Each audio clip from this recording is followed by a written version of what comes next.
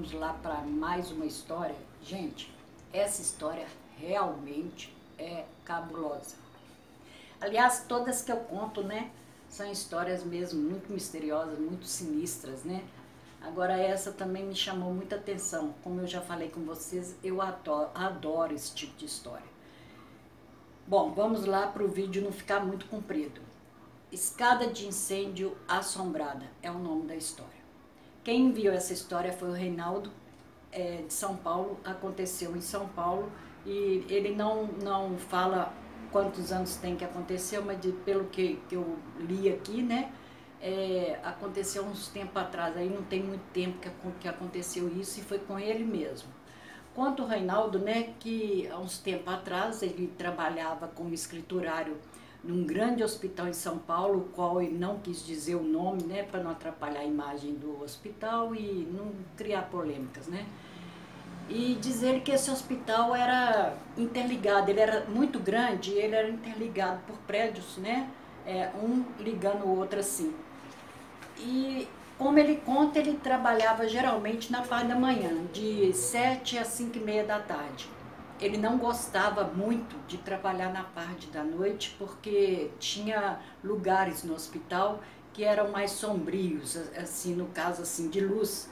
A iluminação era mais precária, porque já não tinha muita gente ali circulando e tudo, então era pouco iluminada certas partes do hospital.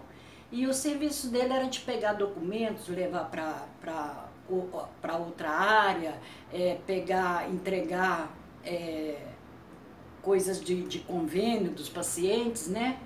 Então ele sempre estava andando no hospital todinho, nos prédios interligados todos, que ele olhava tudo ali do hospital. E num determinado dia, o chefe dele pediu que ele ficasse até mais tarde. Ele tinha esse costume, às vezes, de ficar até mais tarde, mas esse dia eles pediram para ele ficar até mais tarde mesmo, porque tinha pacientes esperando para a cirurgia e os documentos do convênio ainda não tinham chegado. E iam chegar naquela noite ainda para poder liberar a cirurgia dos pacientes, e ele teria que estar ali para olhar toda a papelada e levar lá para o outro prédio, o prédio 3, né, para entregar pro chefe lá daquela área lá, daquele setor. Ele foi, né, pensou assim tudo, mas ele aceitou, como sempre ele aceitava ficar até mais tarde quando precisava dele. Só que ele não tinha noção, né, do que ele tinha que fazer mesmo não. Porque no 8º andar desse hospital era o lugar que armazenava medicamentos, tinha outras coisas lá, mas muito pouco assim, e no fundo desse andar tinha uma sala, tipo um mini necrotério, né, que ficava os pacientes que morriam ali no hospital naquele dia, né, ficava ali nessa sala. E ele não gostava muito de ir nesse andar, nesse 8º andar. E para ir para o prédio 3, tinha que passar pelo 8º andar, porque era interligado lá no tal prédio 3, da área 3 lá, né? Aí a hora que a ficha caiu, que ele foi pensar bem, ele falou assim, pronto, agora eu vou ter que passar a noite lá no 8º andar. Aí ele foi, acalmou um pouco, falou, não, mas não vai dar nada não e vai dar tudo certo. Quando foi 9 horas da noite, os documentos do convênio chegaram, ele olhou os documentos, tudo, separou tudo, colocou nas pastas lá, aquele tanto de pasta, saiu carregando essas pastas e foi, né, até rezando, orando, pro prédio 3 entregar para o chefe do setor lá para liberar já a cirurgia dos pacientes que estavam esperando, né? E como ele já disse, o hospital era imenso, muito grande mesmo, tinha várias, não é, né? Deve existir esse hospital até hoje, eu também não sei o nome dele. Bom, resumindo, ele foi, pegou, desculpa gente, pegou o elevador, subiu até o 8º andar, o elevador parava ali, né? E tinha um corredor, via o corredor todinho, até lá no fundo do 8º andar. E ele foi passando, a luz bem diminuída, porque era um local que quase não ficava ninguém, né? Mas as portas, né, de um lado e do outro, tudo assim fechada, e no final do corredor é onde tinha a porta do mini necrotério. E essa geralmente ficava aberta. Ele falou, pronto, agora eu vou ter que passar ali para poder entrar nas portas do fundo lá para ir pro prédio 3, né? Que é interligado. Gente, ele passou pela essa porta, diz ele que esfriou todo, mas passou. Não aconteceu nada, ele até deu graças a Deus. Nisso ele abriu a porta corta-fogo, porque ele tinha que passar pela escada de incêndio para conseguir chegar no outro prédio interligado, né? Aí uma das portas corta-fogo ele conseguiu abrir com muito custo, porque ele estava com os braços cheios de pastas, né? De documentos. Ele passou por essa porta, conseguiu passar. Na segunda porta corta-fogo, eu não sei se vocês conhecem, né? Ela fecha às vezes automaticamente quando começa a pegar fogo, justamente para o fogo não passar por ela ali e é uma rota de fuga, caso de incêndio, qualquer coisa do prédio, entendeu? Aí na segunda porta, corta-fogo, ele também teve aquela dificuldade para abrir a porta, abriu, e no que, gente, a porta foi fechando, ele viu no canto da porta assim, uma mulher toda de branco, mas diz ele que não era vestido branco não, era todo de branco, tipo aquele pijama branco que usa em hospital, né, nos pacientes. E a cara da mulher, o rosto, era aquele rosto pálido mesmo, branco, parecia até transparente. E ela encarando ele, encostada no canto assim. Diz ele que o coração veio na boca. Diz ele que quase teve um infarto, de tanto susto, e quase que as passas caíram tudo. E no momento ali, daquele susto que ele levou, ele não sabe nem como que ele falou oi para a mulher. E foi embora. Ele achou que até então, apesar do susto, ele pensou assim, deve ser algum paciente doido que veio parar aqui, né? Foi o que ele pensou ali na hora.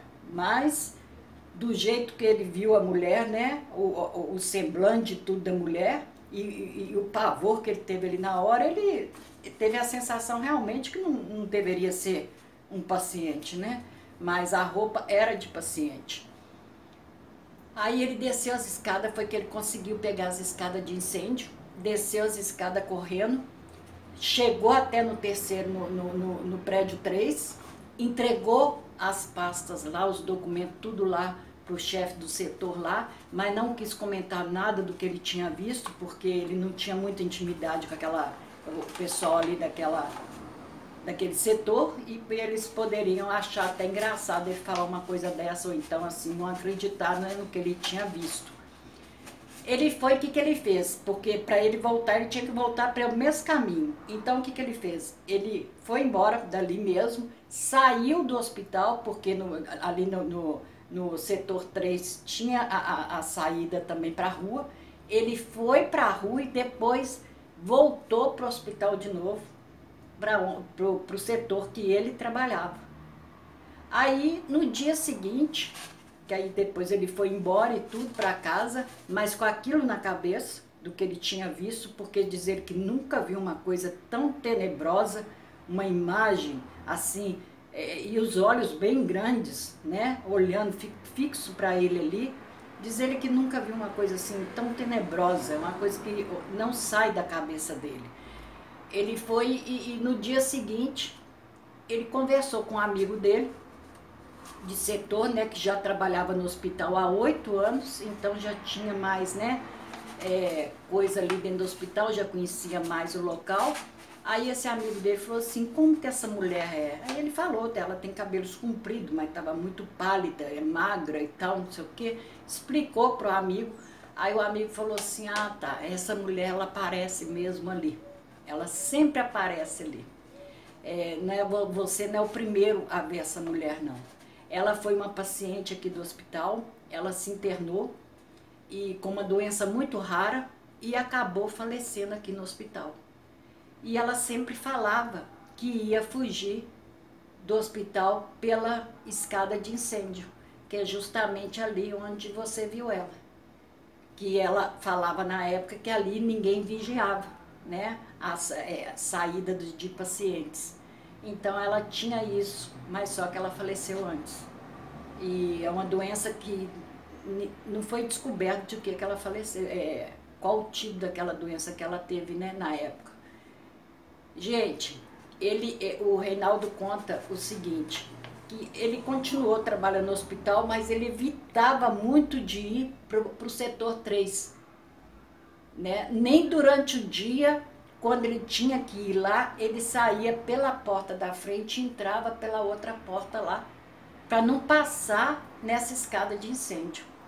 Porque diz ele que às vezes, ele contando, as pessoas acham que foi uma coisa muito natural, muito boba e tal, mas diz ele que o terror que ele teve na hora, que o medo que ele sentiu na hora, que ele viu que ele ia ter um troço, que diz ele que a sensação é fora do comum, tanto é que até hoje, né, ele não esquece disso que aconteceu com ele. São fatos, né, gente, que ninguém sabe o porquê que ela falava isso em fugir do hospital. É estranho, né? Ninguém sabe a fundo a história dessa mulher. Só sabe que ela aparece e ele não foi o primeiro a ver ela. Muito estranha essa história. O hospital aparece muita coisa, né, gente? Porque é muito sofrimento, né? Muito sofrimento, muita coisa triste, muita doença, né?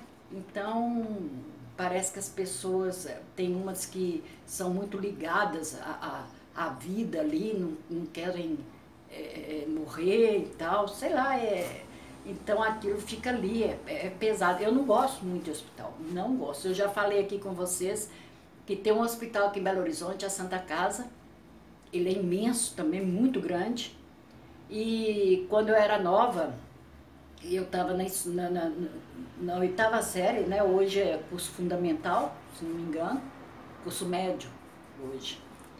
E nós fizemos uma feira de ciência e tivemos que falar sobre o câncer, né? E fomos na Santa Casa para conversar com os médicos e tudo.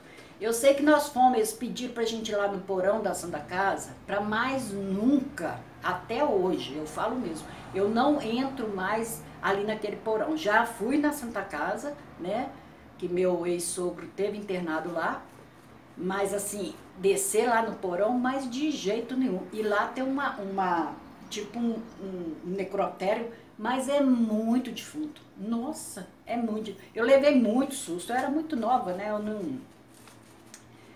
eu tinha mais medo ainda, né. E quando meu sogro teve internado lá, teve um dia que o elevador foi para o 5º andar, se não me engano, acho que era 5º. Gente, é assim, o 5º andar lá estava desocupado, estava inativo, né? Então, assim, a sensação é terrível. Você vê aquelas macas, aquelas camas, sabe? Um ar assim estranho. Não, é terrível. A Santa Casa aqui eu falo mesmo, porque eu fui lá e vi, né?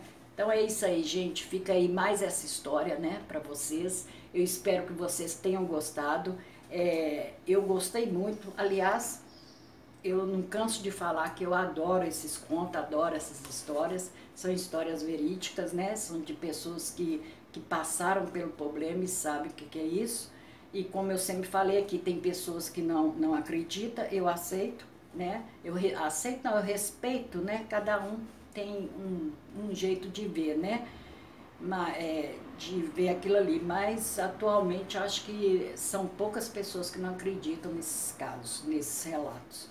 Bom, gente, eu espero de coração que vocês tenham gostado, e se você gostou, deixa um comentário aqui abaixo do vídeo, deixa o seu comentário. E não esquece, gente, deixar um joinha aí pra mim. Deixa um joinha aí pra mim, é muito bom pra mim, muito bom pro meu canal, tá bom? Beijos no coração de cada... Fiquem todos com Deus também. Que eu sempre escrevo embaixo, fiquem com Deus, porque às vezes eu esqueço. Às vezes, na maioria das vezes, eu esqueço de falar aqui. Mas geralmente, mesmo eu falando, eu ponho embaixo. Fiquem com Deus. Fiquem com Deus, beijos no coração e até o próximo vídeo. Até a próxima história. Tchau, tchau.